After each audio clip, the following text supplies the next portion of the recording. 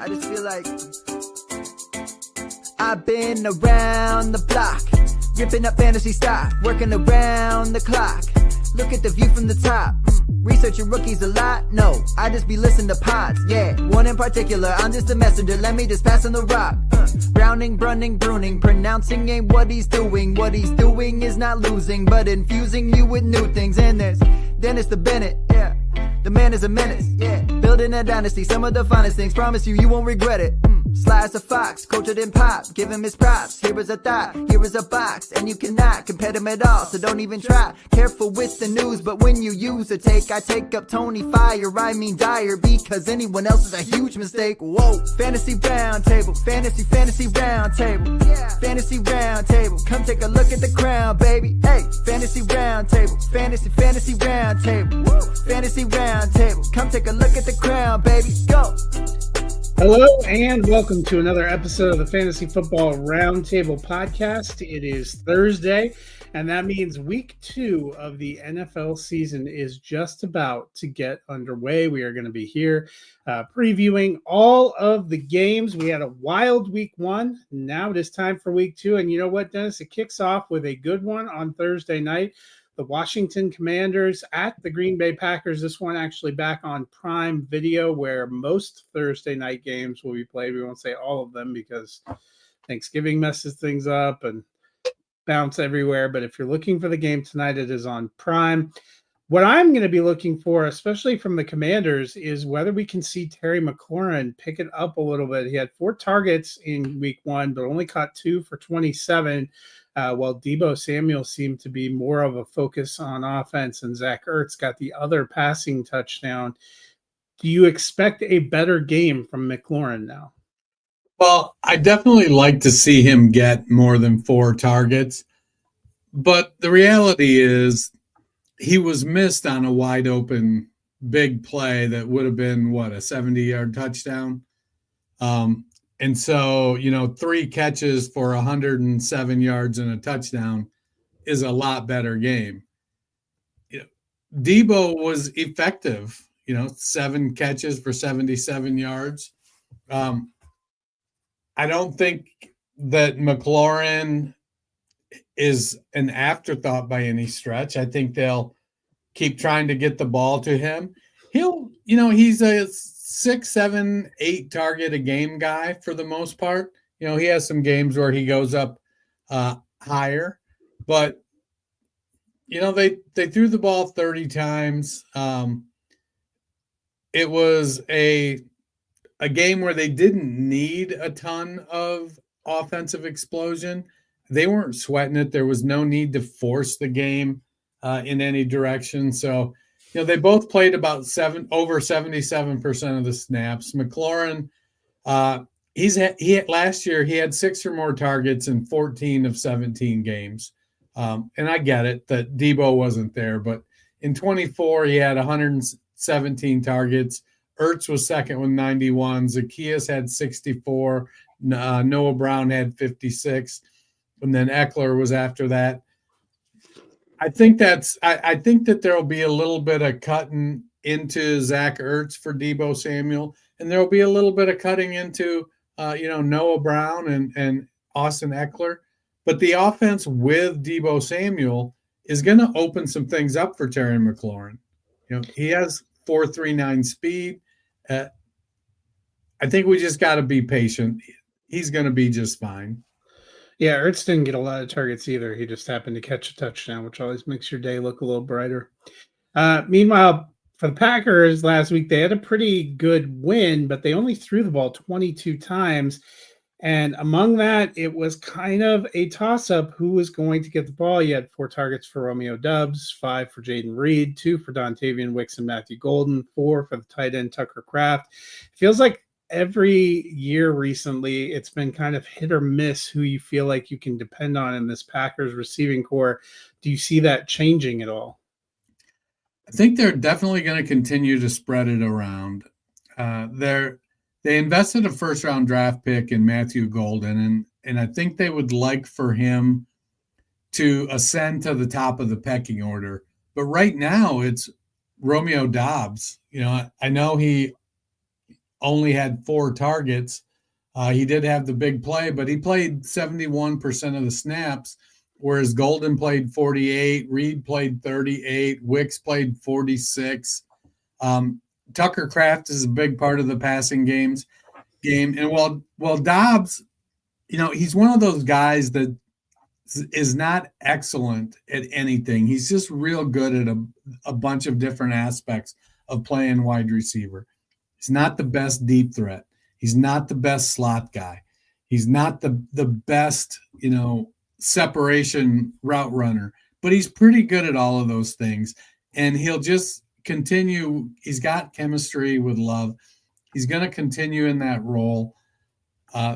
They signed Christian Watson to a contract extension, so it feels like they have a particular role in mind for Watson, which, if I had to guess, is the MVS role, the big field stretcher with lots of speed.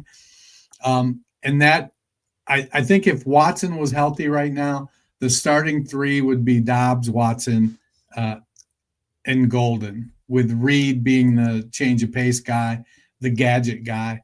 And maybe it would be Golden, Doubs, and Reed, with Watson being the, hey, we're going to put you in to stretch the field and make big plays.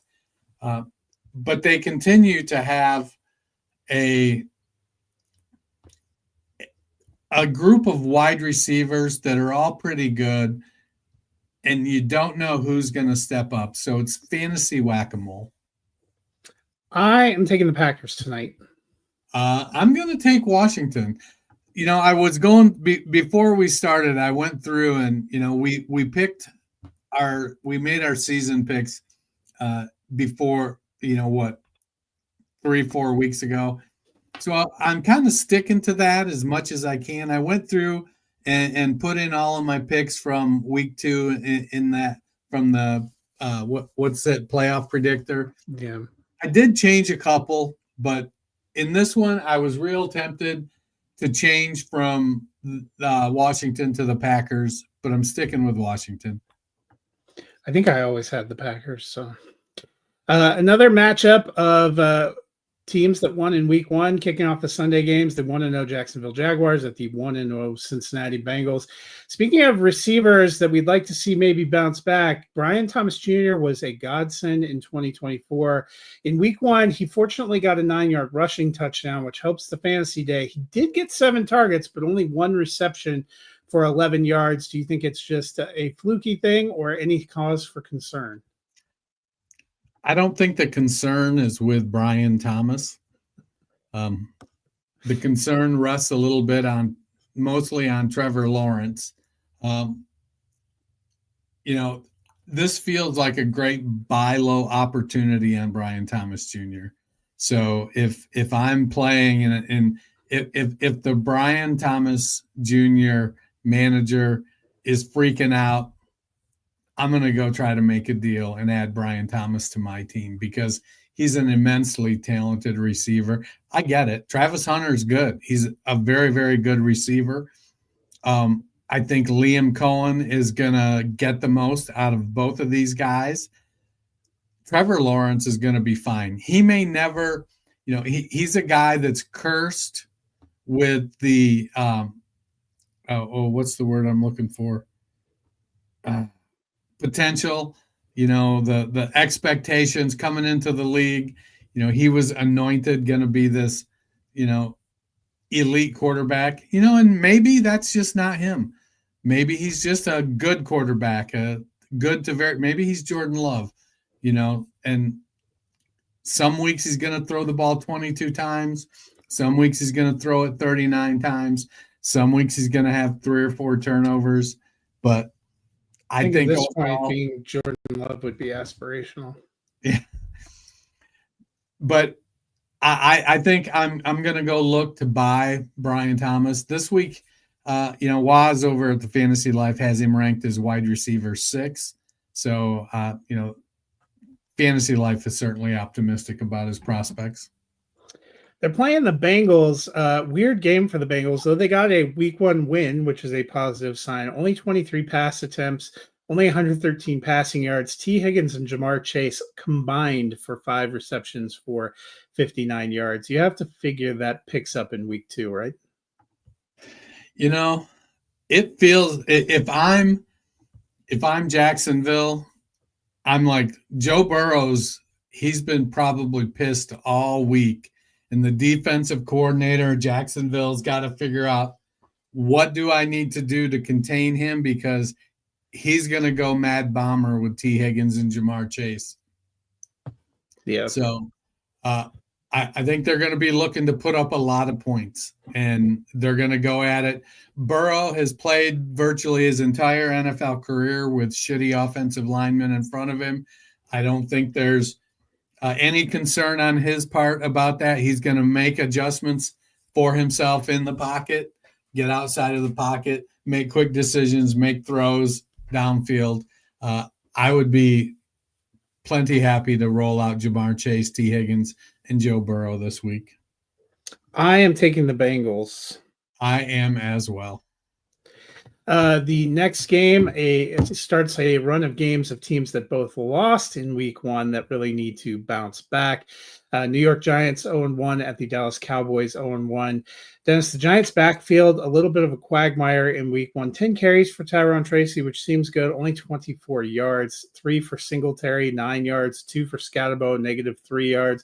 Scatterbo and Tracy each catching a couple of passes for minimal yardage. Dallas's defense did a pretty good job of holding Saquon Barkley in check last week against a better offensive line. Does that give you pause about the Giants this week? You know, the show is Tyrone Tracy. He led the team in running backs and snaps with 50 to Singletary's 10, Scatterbo's 8. Out-touched them 15, 14, 3. So he's the guy they like. He's the one they're going to play the most. Dallas had an exceptionally good game, I think. I wouldn't expect Tyrone Tracy to have a monster game by any stretch. I just think he's going to get most of the volume from this team. As we move through the season, when we get to the Jackson Dart era, we may see some changes. We all, I think, want that to come sooner rather than later. But right now, I'm going to – if I have to start a running back from the Giants, I'm starting Tyrone Tracy. But, he's your last flex. Yeah. Meanwhile, for Dallas, a big talk in week 1 was some of the crucial drops from CeeDee Lamb. He was back working the jugs gun Friday, talking about fundamentals. I think he is just going to have a monster game to try to make up for things on Sunday. Do you agree, disagree? Well, to be clear, I think any game CeeDee Lamb plays could end up being a monster game. I mean, the Giants also kind of suck. So. Yeah. And it's a division game. So, he wants to shake off those 4 drops from week 1. He had an okay game for fantasy but yeah, the drops were bad. Had a 38% target share. I think the Cowboys they're going to open with going to CeeDee Lamb. They want to show, hey, we're not worried about what happened last week. Shit happens. This is our guy. We're going to Lamb. They're going to pound Lamb. Then they're going to hit Pickens. They're going to rock with Javonte Williams. And then they're going to keep hammering Lamb until they get a big lead. Which could be in the first quarter. I am taking the Cowboys in this one. As am I. Another pair of teams that need wins, the 0-1 Chicago Bears at the 0-1 Detroit Lions, another big divisional game. Caleb Williams had a decent first drive, but a very spotty rest of the game. What are you expecting week 2 in Detroit? I expect him to continue to grow. Williams made some really nice plays, and he missed some throws. There's a lot of debate on Twitter about DJ Moore running a wrong route on one play that they missed really bad. But those things are going to happen. They're new in the offense. They got to continue to develop chemistry to get the most out of the Ben Johnson offense. I think they're going to be just fine. And the Lions are reeling after week 1. That they didn't have a good game at all. And this is an opportunity for the Bears to kind of get out there, make some plays. They have good players. Rome Odunze's good. Colston Loveland, Cole Kmet, solid at the tight end position.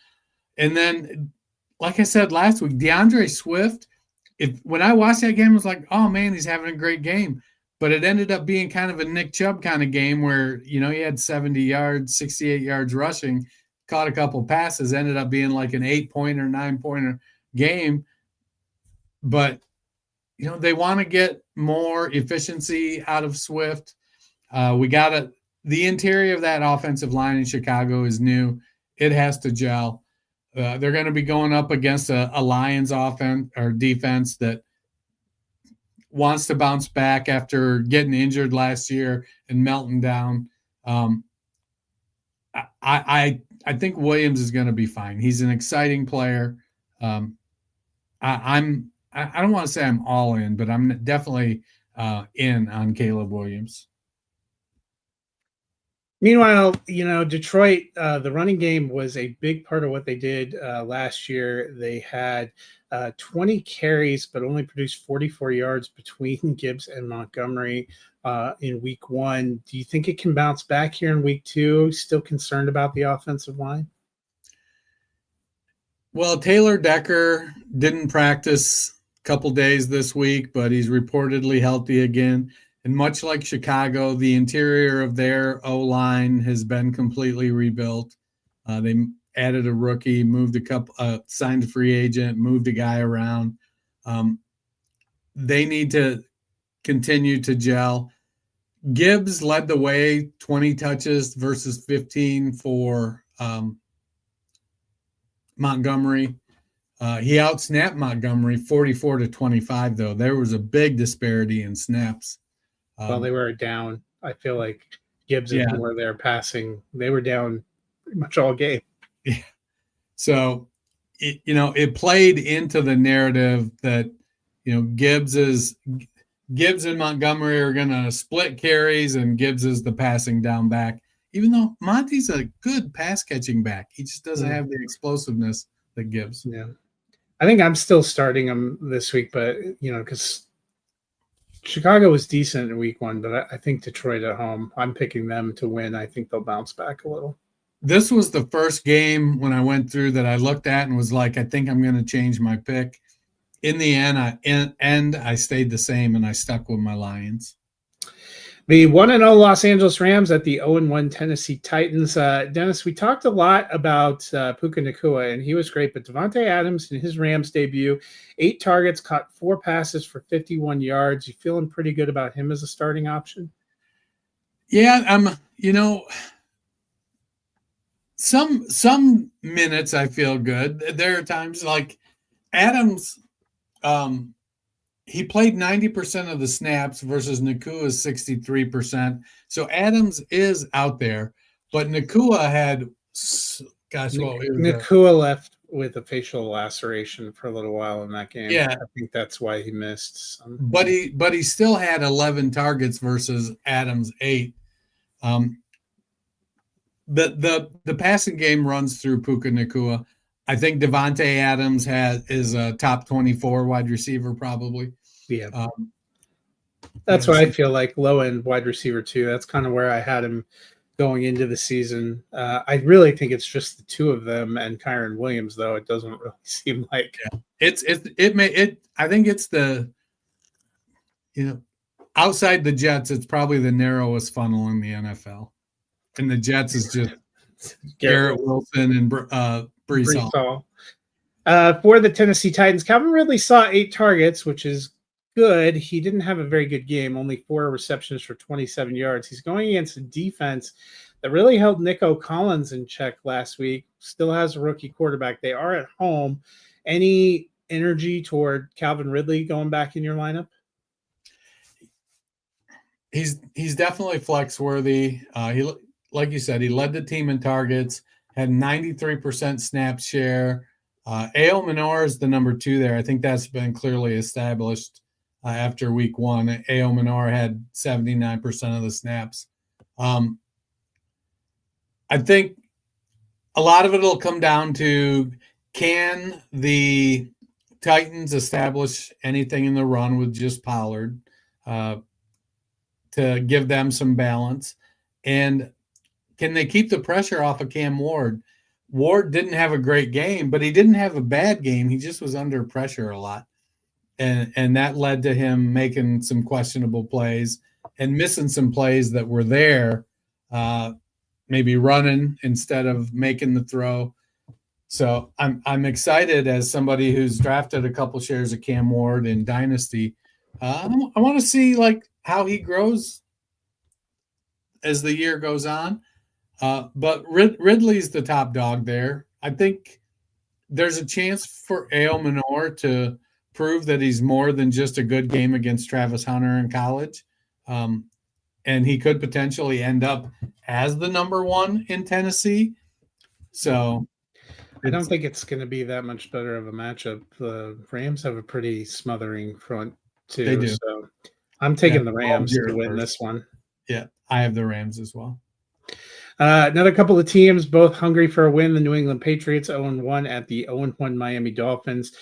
They probably won't throw it 46 times, but the Patriots pass offense looked pretty good last week. 8 targets, 6 receptions, 103 yards for Kayshon Boutte, 6 receptions, 57 yards on 7 targets for Stephon Diggs.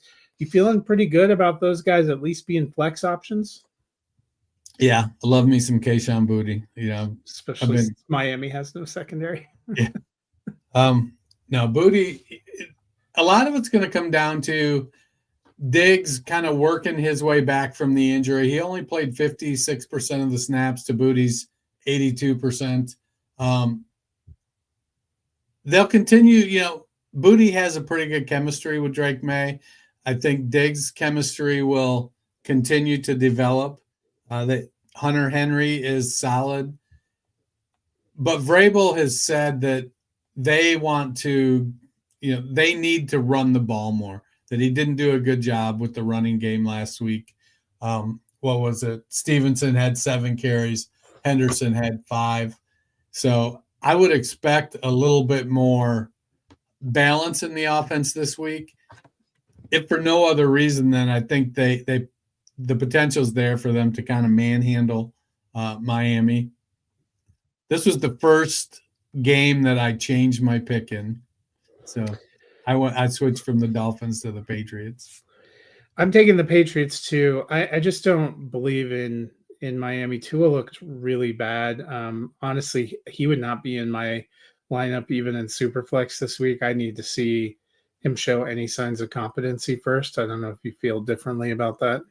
Yeah, I'm letting him warm the pine. Yeah, well, and Mike McDaniel, if they look real bad this week, they've already had some player only meetings. They've had some guys thrown. He may be out of a job by Monday. That's the reports. Meanwhile, San Francisco 1-0 at the 0-1 New Orleans. To be fair to Mike McDaniel, he's not calling the plays on defense. Their offense didn't do anything either.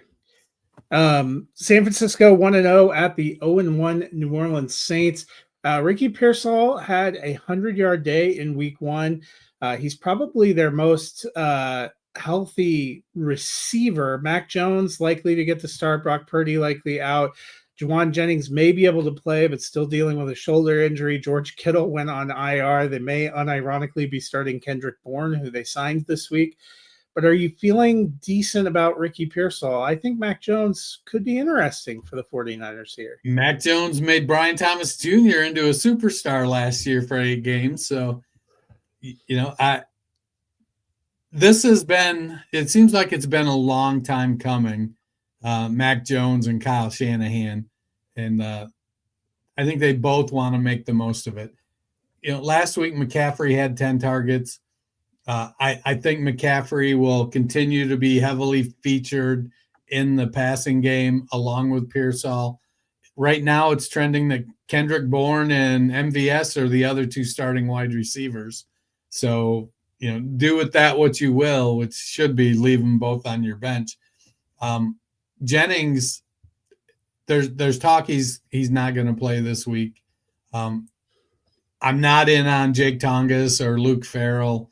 I think it was fluky that Tongas caught the touchdown pass.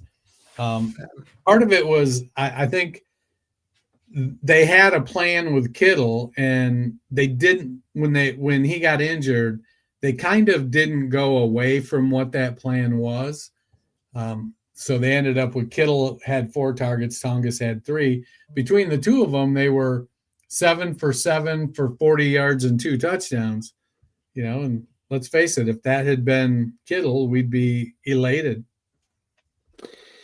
For the Saints, Rashid Shaheed and Chris Olave were both missing a lot of last year. Back in week 1, they combined for 22 targets, 13 receptions, 87 yards.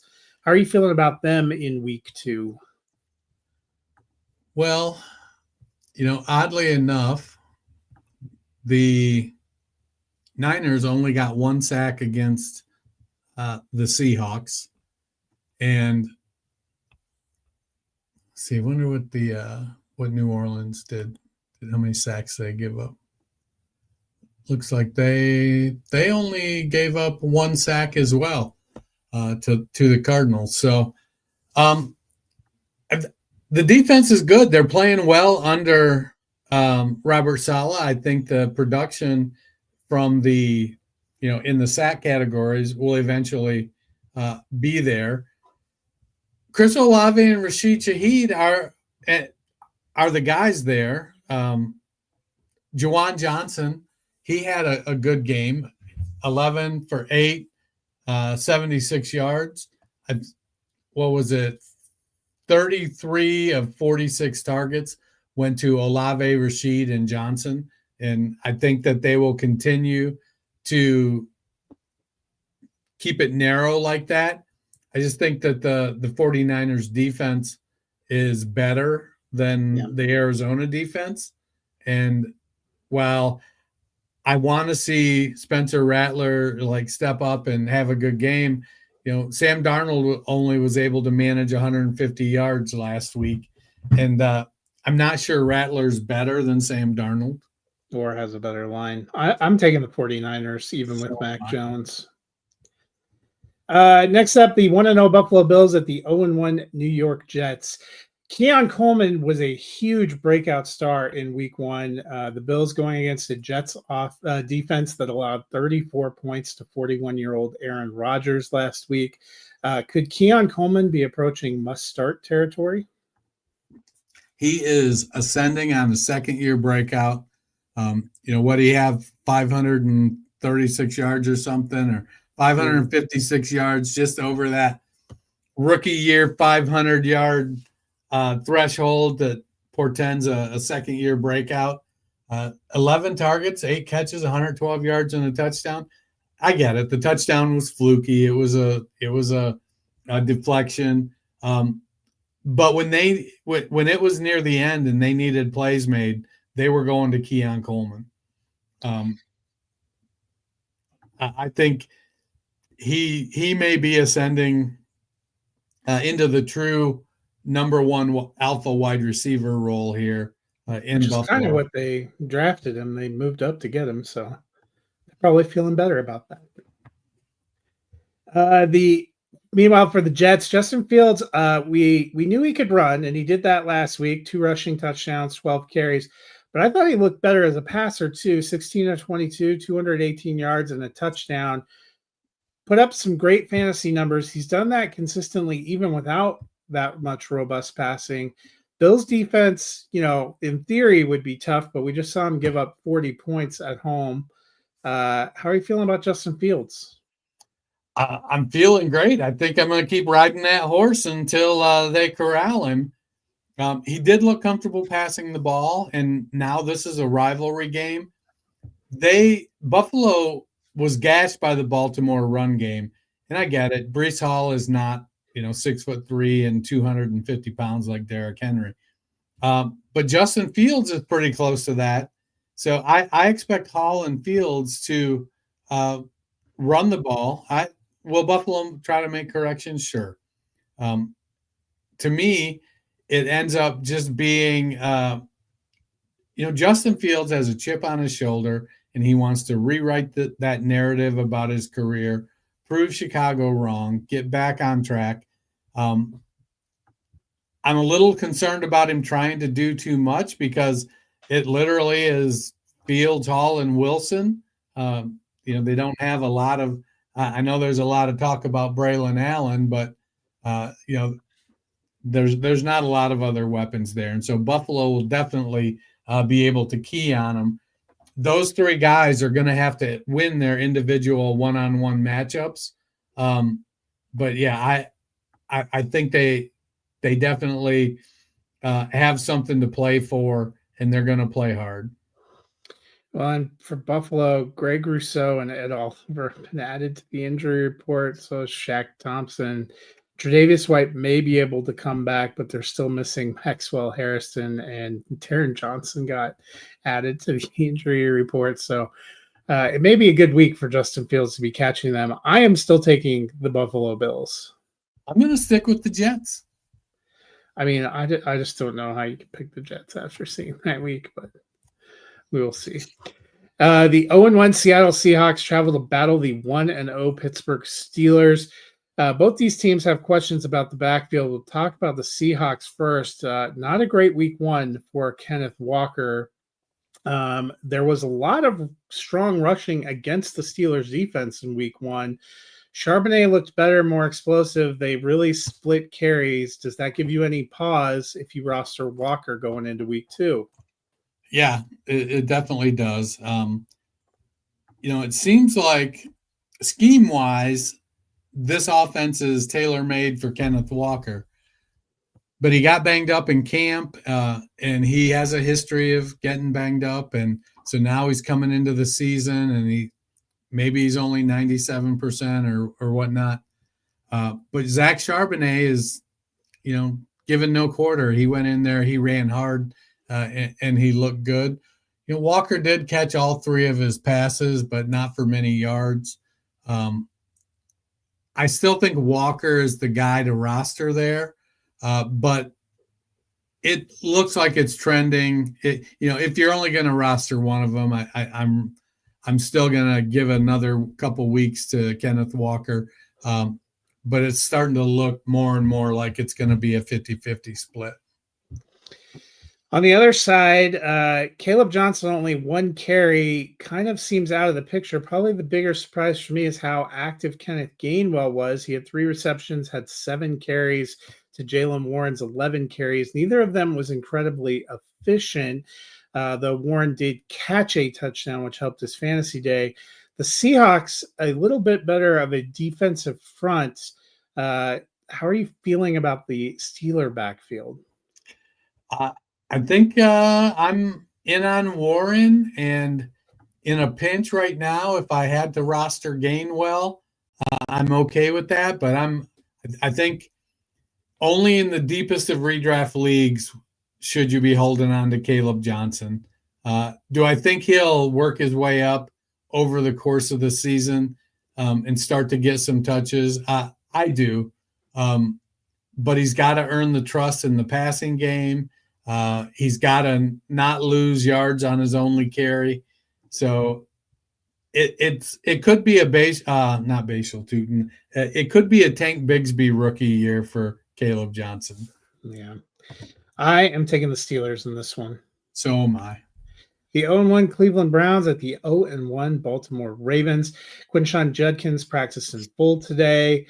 He met with the NFL front office. No announcements as yet, so it looks like he may not face any discipline before week 2. They were tentatively hoping to see him make his debut. If he does, what do you think you'll see?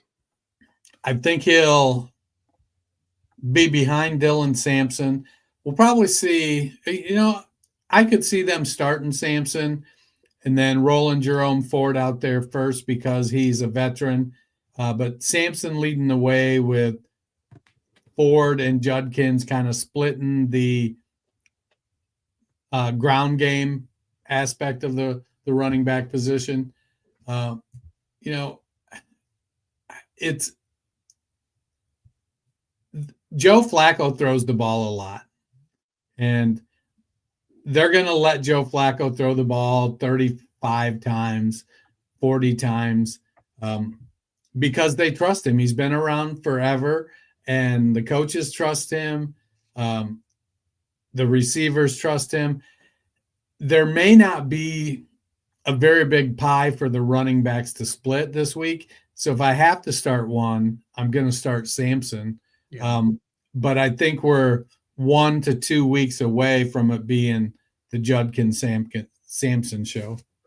Yeah, I'm like you. I wouldn't have Judkins in my lineup in week 1 because I think, conditioning is still going to be a question. He was working out on his own, but that's different than being with the team. I would expect to see a few snaps, but I don't think they're going to completely get rid of Jerome Ford either. He may end up in kind of the Raheem Sanders level of touches this first week. Yeah, I could see him very much having 5 carries for 13 yards and but maybe a touchdown. A touchdown, exactly. Meanwhile, for Baltimore, they scored 40 points in week 1, but only a single target for Mark Andrews, 1 reception for 5 yards. No Isaiah Likely week 1. Likely, no Isaiah Likely in week 2. But is Mark Andrews still a reliable start? I don't think so.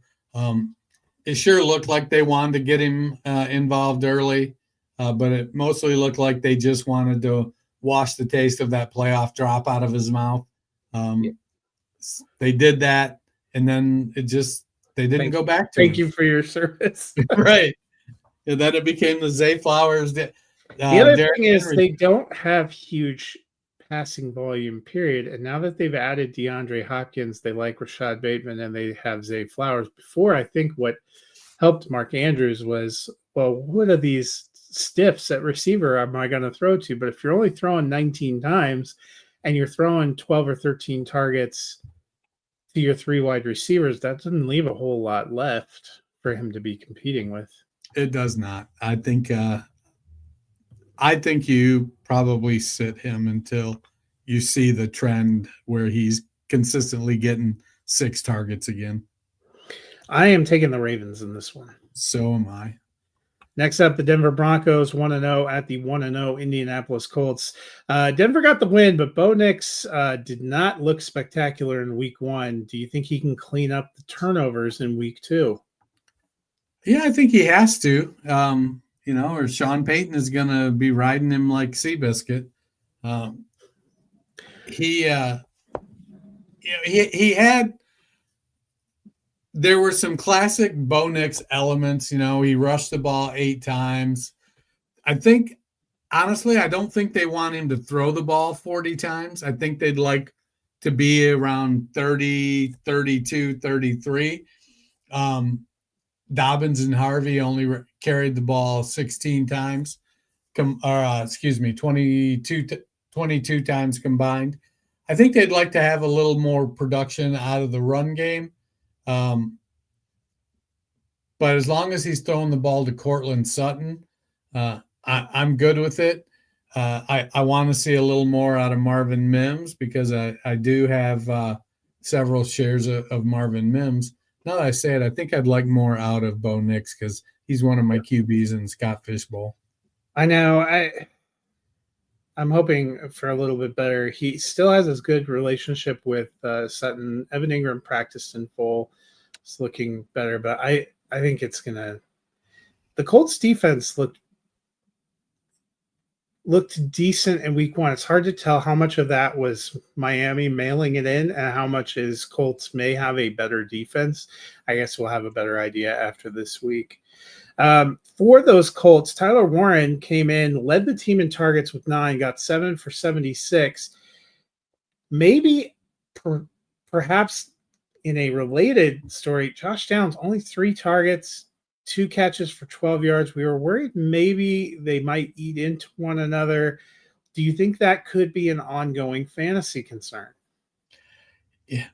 Daniel Jones loved him some Michael Pittman. That's for sure. We talked a little bit in the preseason. Jones can have fits of not being the most accurate. And the difference between a 5'10" Josh Downs catch radius and a 6'5" Michael Pittman or a 6'4" Tyler Warren catch radius can be fairly substantial. I think it could be a little bit of not game script, game plan. So Downs is a good receiver. Let's not get that wrong. They threw the ball 29 times. 17 of them went to Pittman and Warren. And then you've got Jonathan Taylor, who rushed the ball 18 times, and DJ Giddens, who ran it 12 times. That's because Taylor got knocked out with an injury, but he is off the injury report and back healthy. So you've got 30 carries between the top two running backs. And then Daniel Jones, vulture and touchdowns from everybody on the ground. That's what he did during that season that he was kind of the star for the Giants too. He made his bones more as a runner probably than a passer. We thought maybe it was because he didn't have good receivers, but that's not what I would say about the Colts. I would agree. Am I concerned about Downs? Maybe he goes from more of a high-end flex to a low-end flex right now. He's definitely somebody that, like, if this week looks like last week, then I'm going to be looking at guys like Calvin Austin and going, should I start him over Downs? Yeah. I mean, that's a consideration. I am taking the Broncos in this one. So am I. The 0-1 Carolina Panthers at the 1-0 Arizona Cardinals. As we know, Ted McMillan locked in as their number one receiver. But what about Xavier Legette? With them trading Adam Thielen and Coker on IR, Legette in year 2, they would like to see him step up. He got 7 targets in week 1, which is good, but only 3 receptions for 10 yards. How are you feeling about him? So I love that he got 7 targets. And, 3 catches, you'd like more, especially when you consider his ADOT was 3.3 yards. So when your ADOT's 3.3 yards, you should be catching 6 or 7 passes. You shouldn't be catching 3 or 7 passes. They're doing that manufacture shit close to the line, let him run. But if he's not able to run because you're breaking down, that's not good. Ted McMillan's ADOT was 11.2 yards, and he had 9 targets, 5 catches, 68 yards. And so, like, what do you throw the ball to Chuba Hubbard if you're going to have a 3.0 yard ADOT, or Jatavian Sanders. Let McMillan use his big body down the field. He's 6'1", 6'2", 227. Not McMillan. Legette. I saw, oddly enough, an interesting comp for Teteroa McMillan this last week. I read something. They comped him they said he was the successor to Mike Evans when it comes to play style. I got to look because I don't think he's as big. He's as tall as Evans, but I don't think he's as heavy. I think Evans was about 230. I think McMillan's more in the 215, 220 range. But, I don't hate that. No.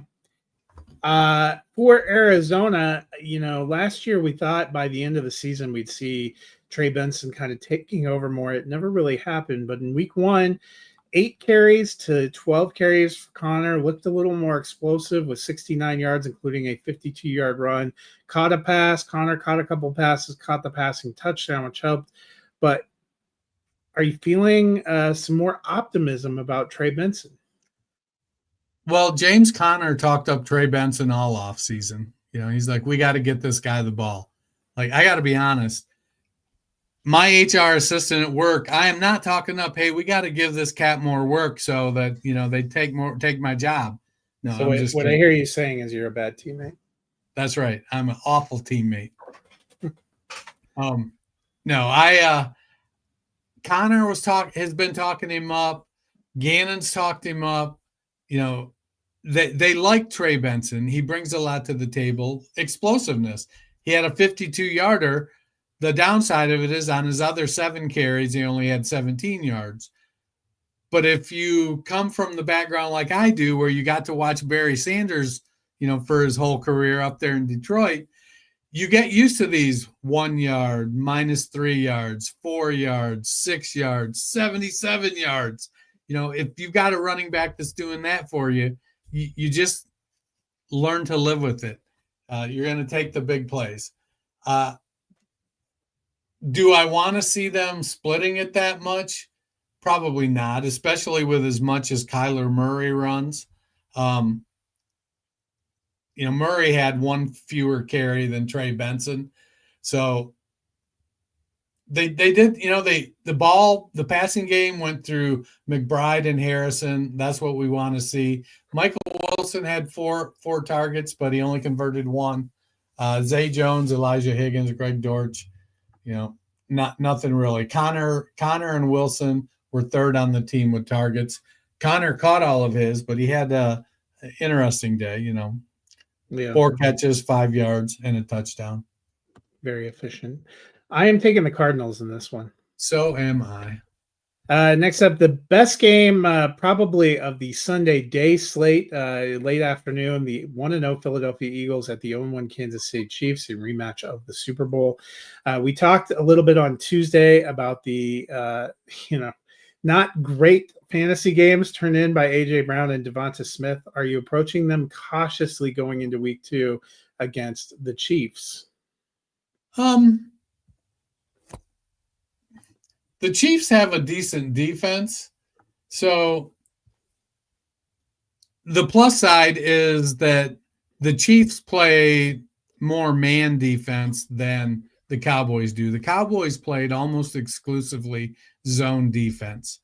And that's just A.J. Brown doesn't match up well against zone defenses. So if the Chiefs are playing more man defense, I would expect him to have a better game.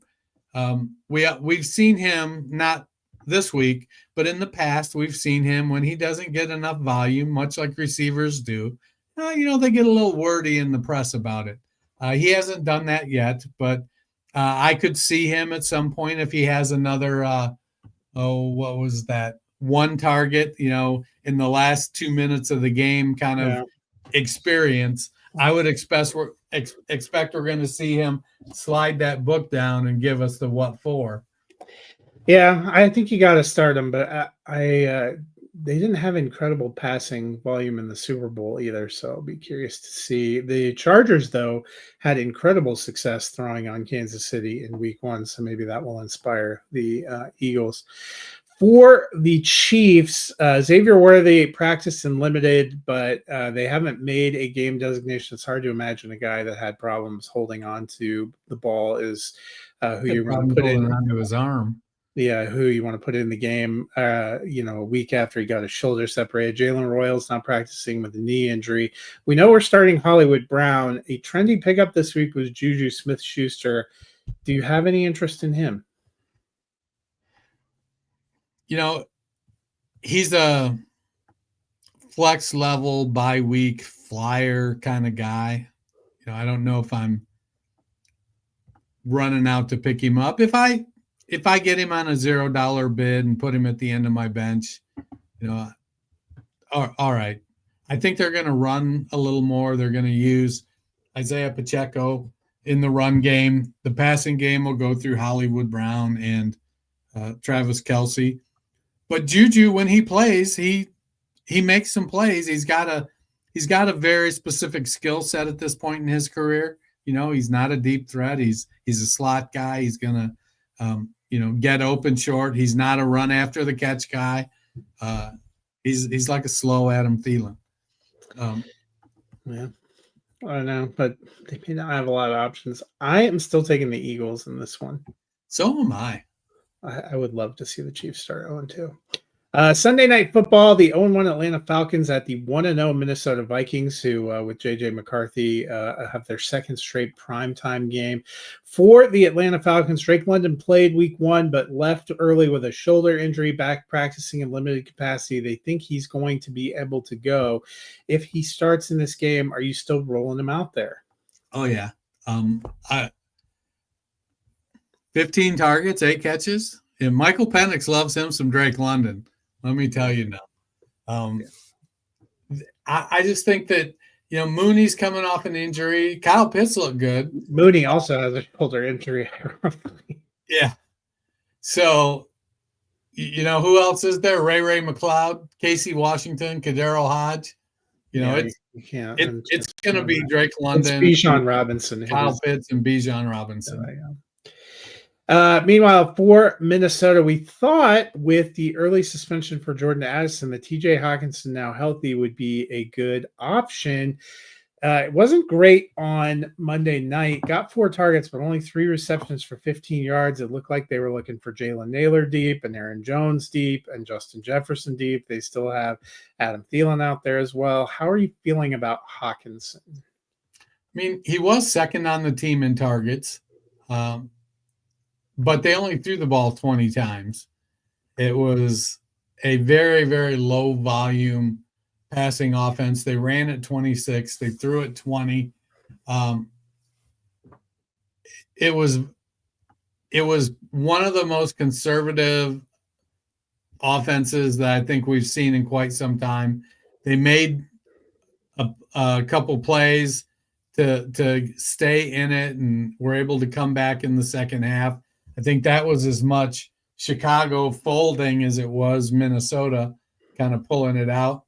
I like Hawkinson. I think he's probably one of the guys in that big tier after the top 3 or 4 tight ends. He's got the potential to be, tight end 3, tight end 4, tight end 5. We'll see how they use him as the season goes on, because they can, the old adage is a tight end is a rookie quarterback's best friend. Yes, I know he's not a rookie, but he was injured all last year. So it's he's essentially a rookie. Yep. So I think as McCarthy gets a little more comfortable, playing the NFL game,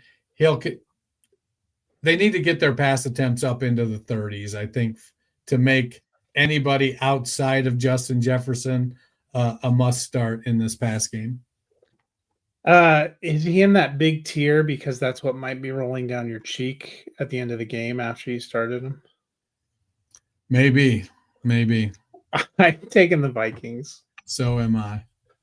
So for all of our, all of our friends there in our Dynasty League, I am taking the Vikings. We both think that they're going to start 2-0.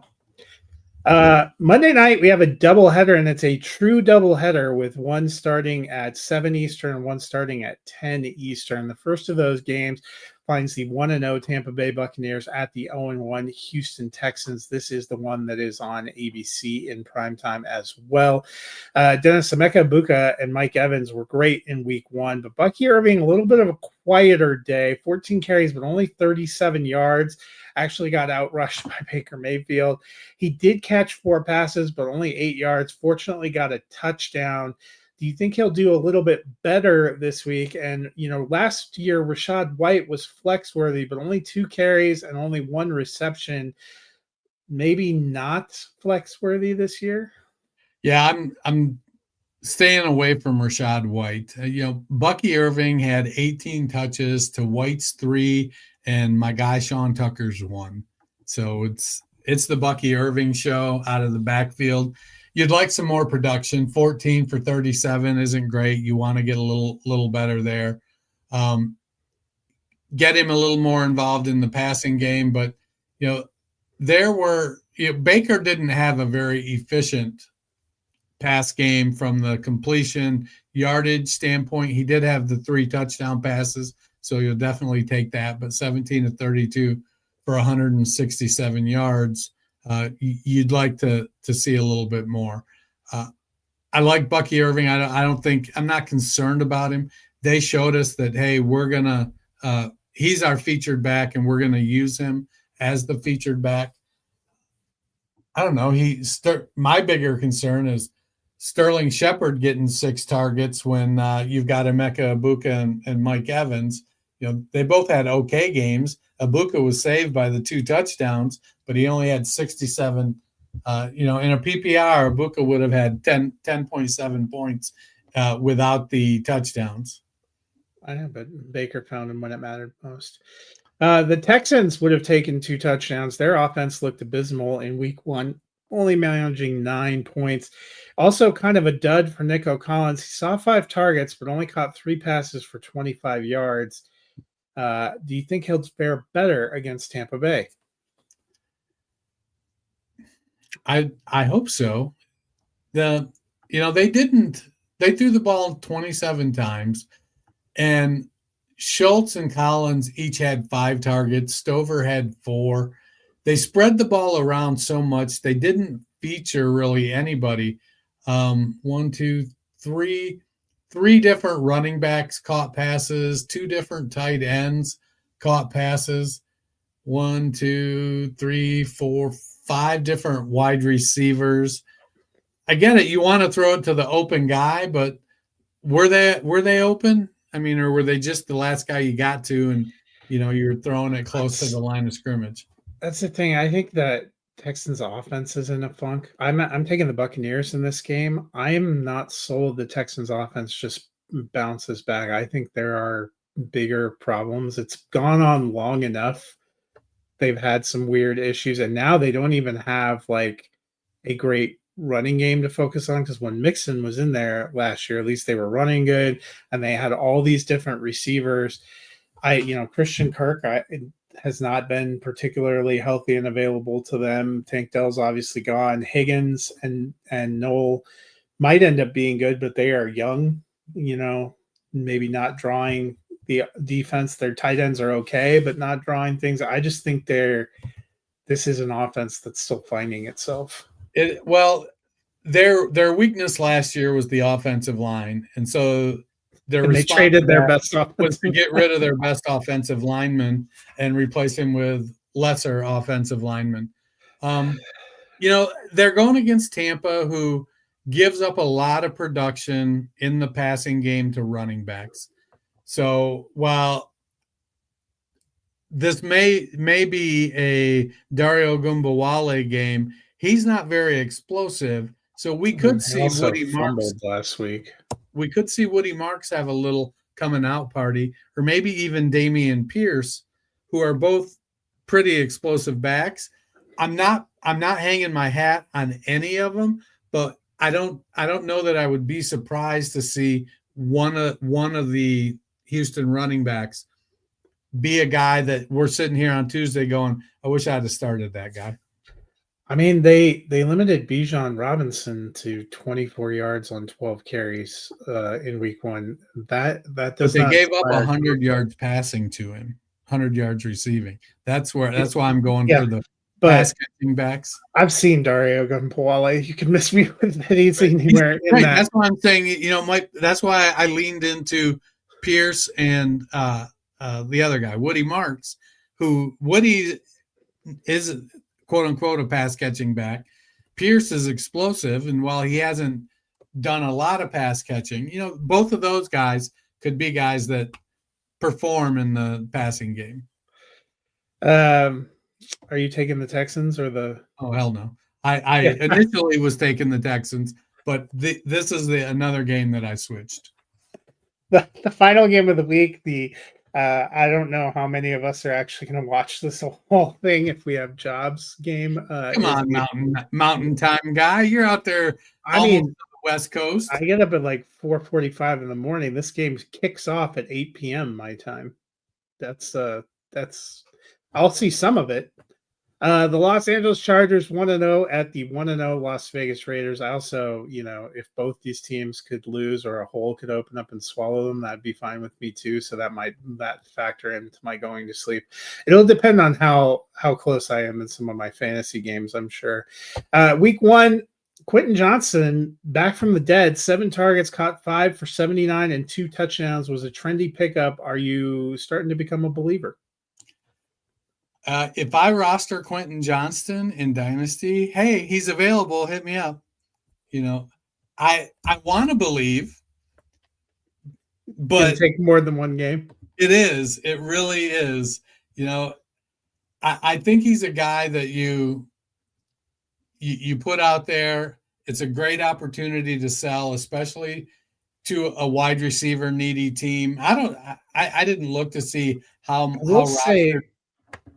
What? yeah, I don't know how I'll look it up in a minute here, but I will say the Raiders' pass defense was not spectacular against Drake May and New England, which might encourage the Chargers.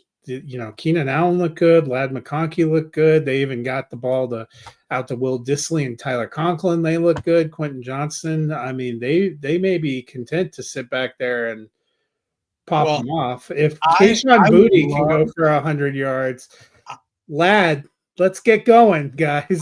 I would love for Quentin Johnson to have another good game because of the teams I roster him on, so I can sell him.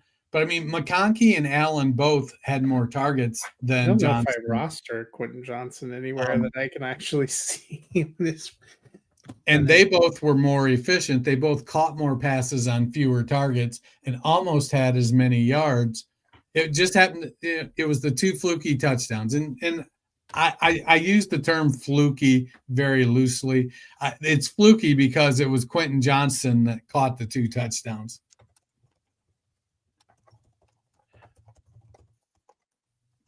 For the Raiders, Brock Bowers had a pretty good. So Quentin Johnson said he was listed on 9% of leagues in Yahoo, 4% for ESPN, 37% for CBS Sports. They don't have sleepers percentage. So he was not. He went from 9% to 52% in Yahoo after week 1. I bet. Yeah, so I mean, he wasn't heavily rostered, but I would think a lot of the Yahoo and ESPN are probably more casuals. No redraft leagues. Oh yeah, and he might, he wasn't drafted in our redraft league. I went and picked him up as a waiver pickup as well. Brock Bowers had a great week 1, went out late with a knee injury. They kept saying it was minor, still not practicing. Now they are a Monday night game, so that kind of throws off the rhythm of the practice week. You wouldn't get kind of a final injury report designation probably till Saturday or maybe Sunday. If he can't go, how are we feeling about the offense? I will say if you have Bowers and he's your normal starting tight end, you need to start thinking about what your options are in that Sunday night, Monday night games. At least there's several games, so like if you had a Cade Otton or a Dalton Schultz, maybe that would be a decent, substitutionary option. I don't know if I think Michael Mayer is a 1-to-1, but that could be a big game changer. Brock Bowers, a guy that is usually projected for like 16 or 17 points. You're not getting that from a lot of tight ends. Well, Mayer isn't a 1-to-1 replacement, but he will, if Bowers is out, Mayer will be a part of the passing game. He's a good tight end, and they run a decent amount of 12 personnel with Mayer as the inline guy. He had a good rookie season. He just he got Tyler Algier. And, when an elite player is there, sometimes you take him, even though you got a good guy the year before. So I like Mayer. He's a completely different kind of player than Bowers. I think Jacoby Myers is going to, be the number 1 receiver if Bowers is out. He played 94% of the snaps last week. Had 97 yards on 8 catches. I still love the story about him in his trade request where, he was like, he requested a trade because they signed Cooper, and then he's out there practicing and a reporter says he requested a trade before they signed Cooper, though. Well, when they asked him about the trade request, the reporter's like, so tell me about your trade request. He goes, I asked for a trade. They said no, so I'm going to work. I know. He probably not a ton of leverage. I am taking the Chargers in this one. I am switching from the Raiders to the Chargers, and that's mostly based on Brock Bowers I expect him to be out. I mean, it could be a decent game. I wish it wasn't starting so late on a Monday. Like if it was Sunday night and they were doing that doubleheader, I guess I still wouldn't, because I still have to get up. I don't know. I wish they wouldn't start some of these games, but I understand, like on the college schedule, there's some kind of Big Ten divisional game that's starting at 10 p.m. Michigan time. That's Michigan State's involved in. I was like, these are some, or 11 p.m. Michigan time. It's probably a night game out in Washington. I think it's in UCLA, but okay, yeah. thing. So they must be. But I mean, they must be starting at 8 p.m. California time. That is late. These, I'm not as young as I used to. I can't stay up until midnight and survive. You know what Toby Keith said? I'm not as good as I once was, but I'm as good once as I ever was. You got one more in you. Well, that'll do it for us today. About 20 minutes before kickoff for Thursday Night Football on Prime Video. The Packers hosting the Washington Commanders. So our friend came on to cheer on his Packers. We both picked the Packers, so we'll see how that goes. Or you picked the Commanders. Yeah. Well, let me see. Did I switch? You don't put yours on the sheet anymore, so I always try to remember. Yeah, I did pick the Commanders. And there you go. Well, we'll see. We'll see how it all shakes out. If people have some free time, since there isn't a Friday game this week, what can they do? They can do us a big old favor. Go to your favorite podcast platform, hit that search bar, type in the Fantasy Football Roundtable Podcast, give us a subscribe, give us a like, leave us a rating and review. That'll do it for us today. Hope you guys have a wonderful week too. Big shout out to our man Cole, who's going back to center likely on Saturday. So I hope it's a good one. Yeah, he's playing through a hip flexor, and this week he was DNP limited. It's like he's hit mid-season form for the Patriots there. So yeah. We will see you guys on Tuesday with a full recap. Enjoy week 2 and best of luck out there.